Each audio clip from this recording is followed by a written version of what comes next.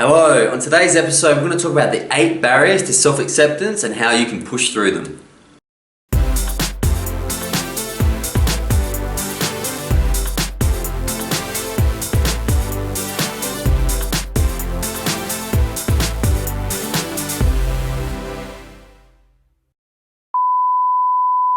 Hello everyone, today we're talking about one of the most important and incredible parts of a personal journey, which is self-acceptance. For some people it takes 20 years, for some people it takes 50 years, but for far too often many people die without ever truly accepting who they are.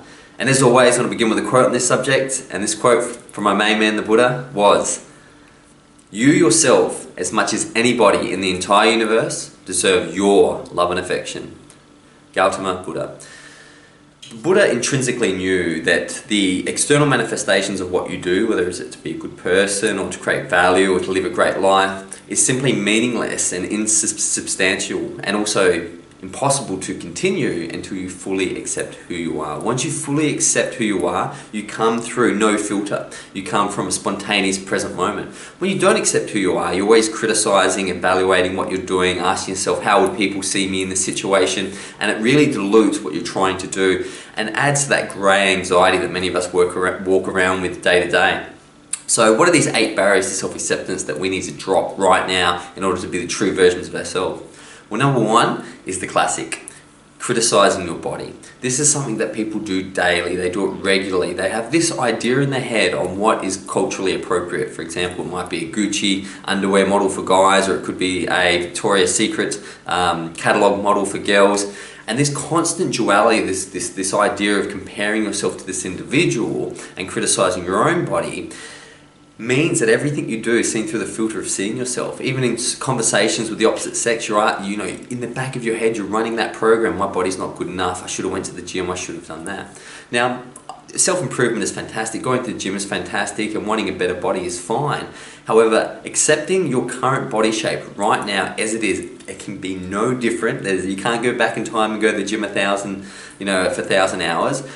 Accepting and coming from the place of here and now and what you have, and knowing that your body is the unique creation of the universe, and for right now it has to look like it has, really allows you to move forward past that constantly analysing, criticising your body. Now, you can have ideal weights and goals and things that you set for your body, but understand those things exist in the future. And until you accept yourself in the present moment, those goals will be put off. And how will they be put off? You'll overeat, you'll stress, you'll become anxious, which all holds weight in the body. Number 2, you feel like you need to improve at things. Now, it's okay to improve at things, but I can tell you, if you really want to improve at something, you go into it without fear, without anxiety, and just try it. That constant feeling that you're not good enough or you need to improve at everything in your life is a faulty belief, because ultimately your best thinking got you where you are right now. The entire collection of evolution got you where you are right now, and right now you're perfect. That doesn't mean in the future you can't pick up new skills, but constantly having this gap, this emptiness, these holes in your life that you feel you need to improve stop you from accepting who you are right now. Number 3, feeling guilty about things you do. Jesus came here with one clear message: you are forgiven. And this was carried on by many spiritual traditions before Jesus and after Jesus. So what was he really saying? Forgive yourself. And if you don't want to forgive yourself, I will create the concept of God forgiving you immediately and instantly the minute you ask.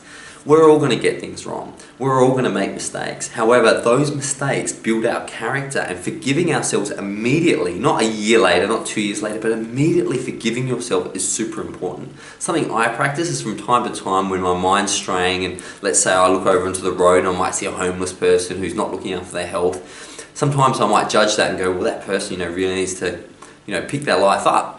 And I'll say, well, hold on, no, right now they're perfect and they're here to teach me something. So not only do I forgive them for not being where I expected them to be, I forgive myself for making that judgment, and I can get on with my day very, very quickly. Instant and immediate forgiveness is your birthright, and it's something you should give to yourself to end guilt. Number 4, feeling undisciplined, lazy, unhappy with yourself. Now, we're all going to have down days. There's the yin and the yang. I know myself, there's days I could do 10 videos, and there's weeks and weeks I can go without doing a video. I don't beat myself up. I know that we flow as human beings.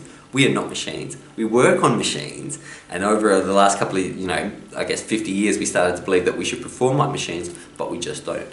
When we're creative and energized, we can get anything done. When we're down, tired, everything's difficult. So know that sometimes you're going to be lazy and build it in.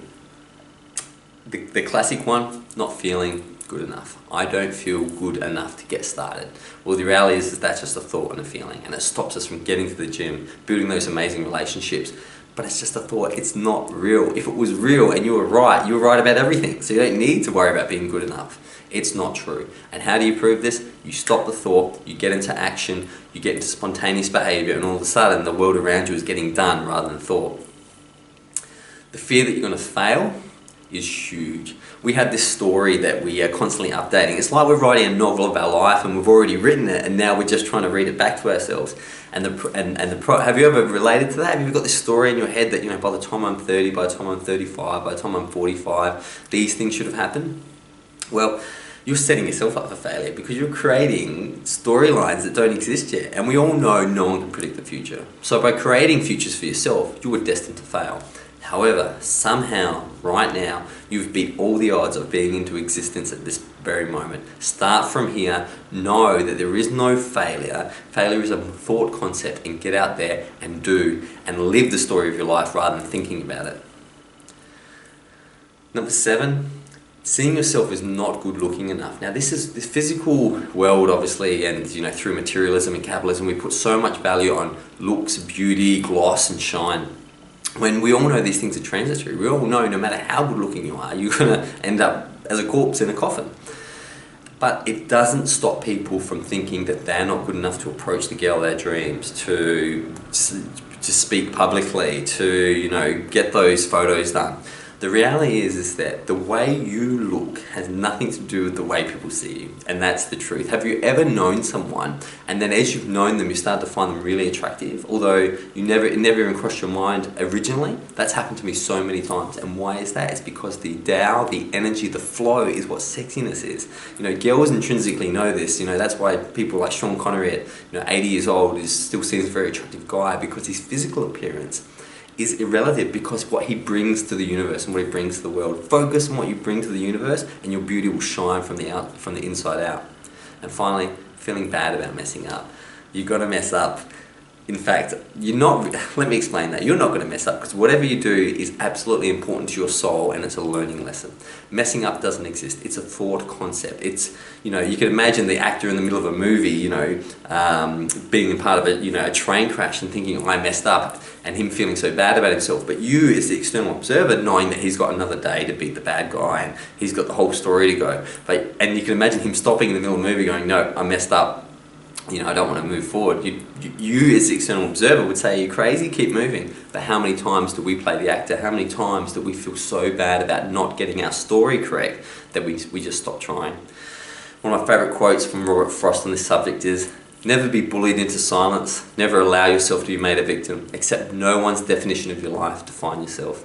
Remember, you deserve your own acceptance. It's your birthright. It's your number one priority is to accept yourself. Check out these 8 barriers. Have a think about them. See if they apply to your life. And I can't wait to see you till tomorrow. Until then, goodbye.